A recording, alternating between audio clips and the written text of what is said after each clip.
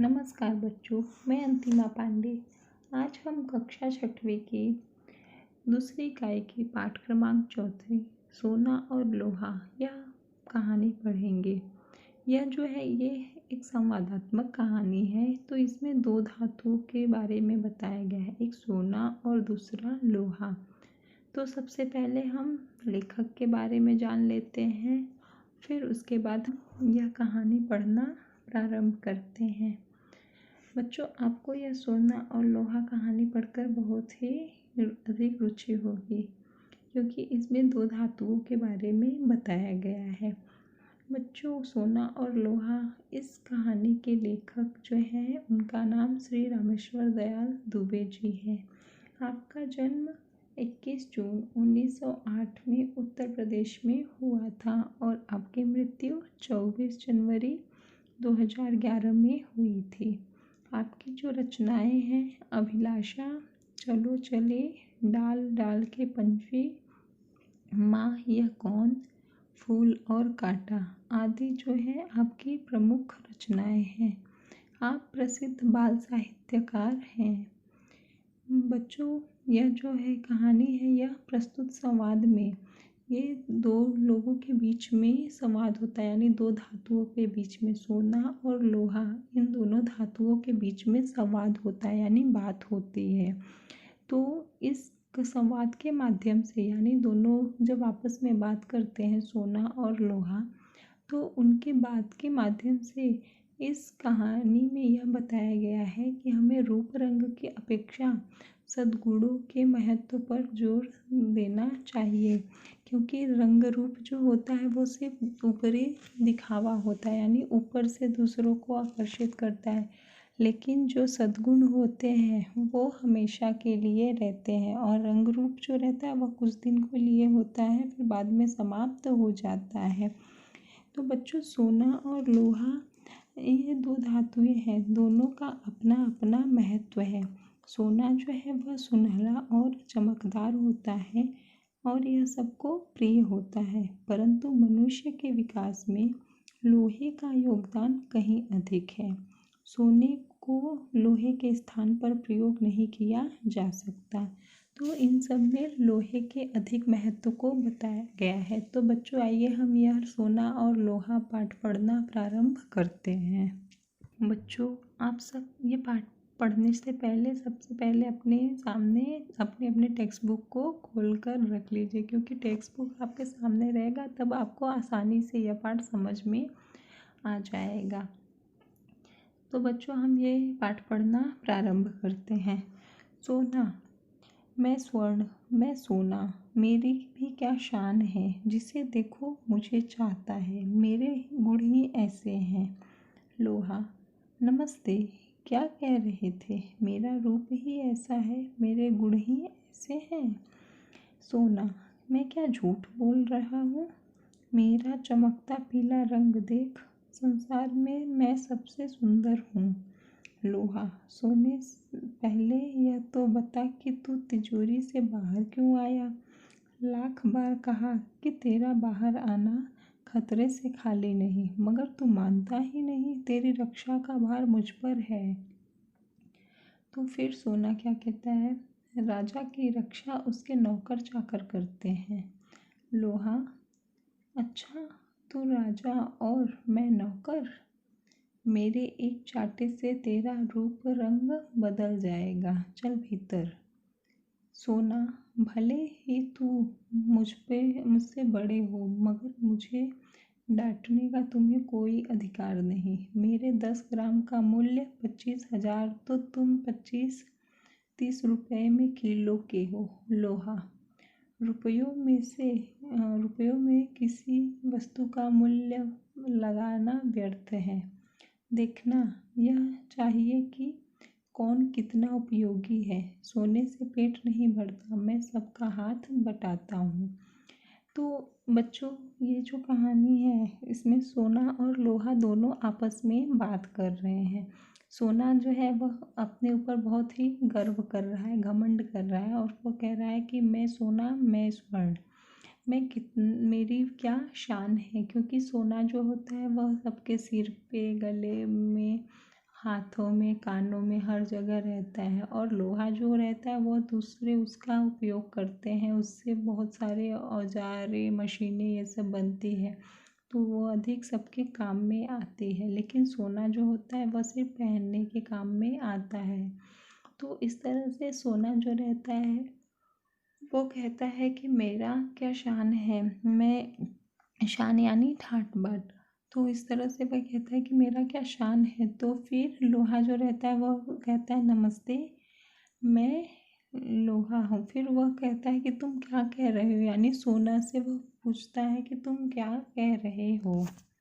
फिर सोना कहता है कि हाँ, मेरा रंग रूप ऐसा है, मेरे गुण ऐसे हैं, तभी तो लोग मुझे अधिक पसंद करते हैं।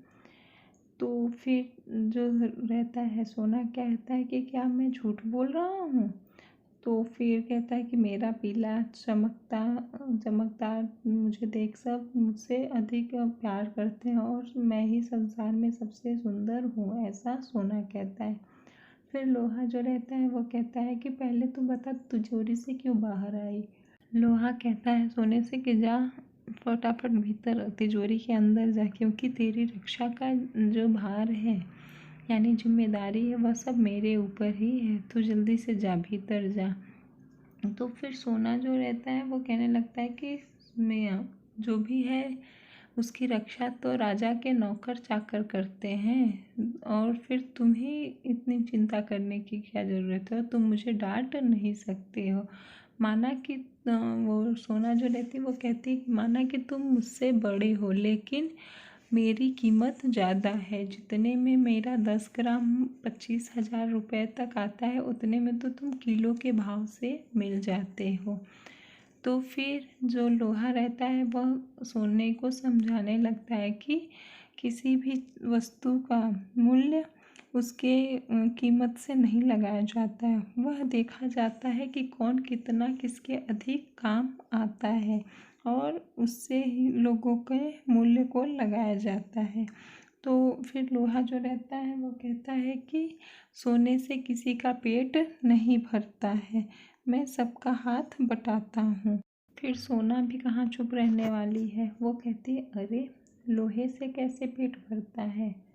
फिर लोहा अपने बारे में बताता है, मैं अगर न रहूँ तो किससे बनेगा फावड़ा, कुदाल, खुरपी। मकान बनाना हो तो लोहा चाहिए, युद्ध में लोहे के ही अस्त्र शस्त्र काम देते हैं। कोई बड़ा काम करना हो तो लोहे के बिना हो ही नहीं सकता। रोटियां भी लोहे के तवे पर ही सेकी जाती है, सभी कुछ लोहे से बनता है। फिर सोना जो है वो भी चुप कहाँ बैठने वाली है, वो कहता है कि अंगूठी, माला, बाली लोहे से नहीं बनते, उसके लिए मेरी ही तलाश होती है। तलाश यानी खोज। मैं राजा महाराजाओं धनिकों का प्यारा हूँ, मैं ऊंची जगह रहता हूँ, नीचे नहीं उतरता। धनिक यानी अमीर। फिर लोहा कहती है तू राजाओं धनिकों का प्यारा है, मैं किसानों मजदूरों का प्यारा हूँ। गरीबों की सेवा करने में मुझे सुख मिलता है। राजाओं के दिन लद गए, अब तो श्रमिकों के दिन हैं। तो फिर इस तरह से राजाओं के दिन लद गए यानी बीती बात हो गई, इस मुहावरे का अर्थ है यानी जो बीती बात हो गई, यानी राजा महाराजा इन सब के दिन तो बीत गए, अब कोई किसके दिन है, श्रमिकों और मजदूरों के दिन है।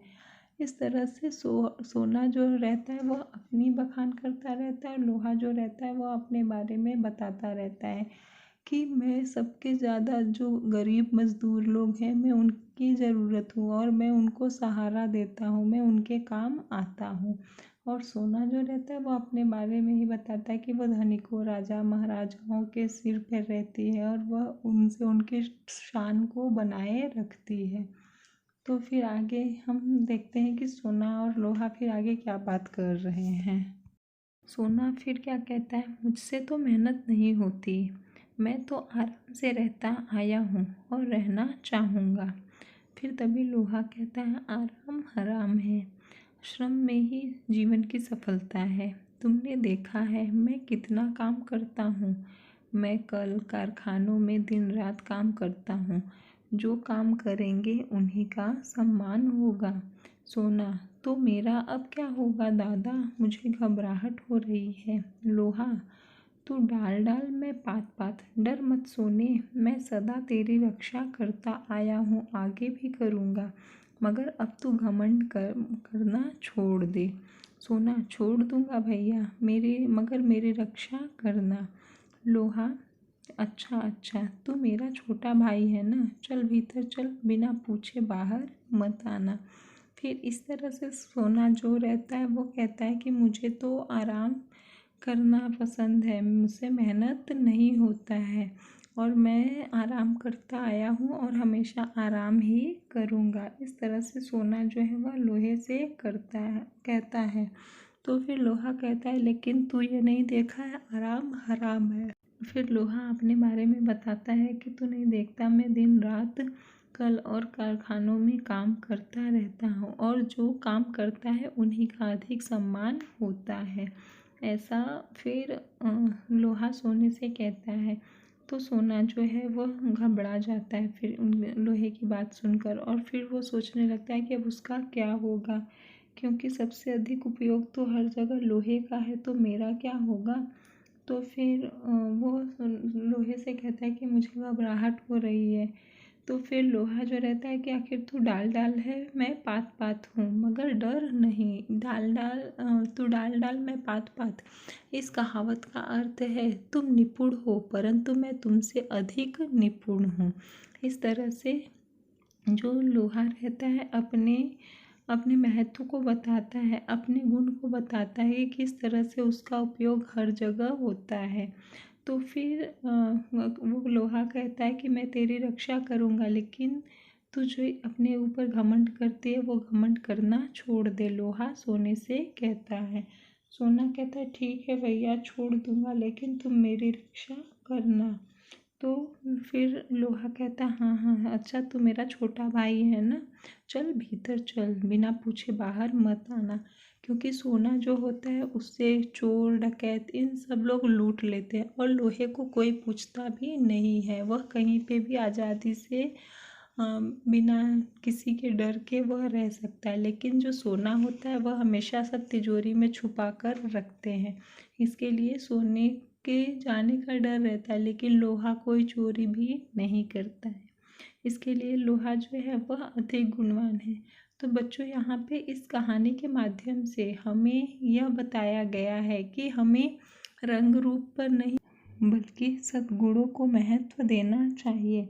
यानी यहाँ पर व्यक्तियों के बारे में भी इस कहानी के माध्यम से दर्शाया गया है कि हम जो लोग अच्छे दिखते हैं, रंग रूप से अच्छे दिखते हैं, उनकी ओर आकर्षित हो जाते हैं, लेकिन हमें ऐसा नहीं करना चाहिए, बल्कि हमें रंग रूप के अलावा उसके सद्गुण को महत्व देना चाहिए और जो अच्छे गुण रखने वाले व्यक्ति हैं उनको ही सराहना चाहिए, न कि जो दिखने में अच्छे हों उनके, क्योंकि गुणों की हर जगह पूजा होती है और रंग रूप तो 2-4 दिन के लिए रहता है, उसके बाद समाप्त हो जाते हैं, लेकिन जो गुण होते हैं वह हमेशा जीवन में सदा साथ में रहते हैं।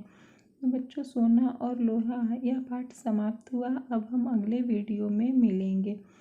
आशा है कि आप सबको यह वीडियो पसंद आया होगा। तब तक के लिए धन्यवाद बच्चों, बाय बाय।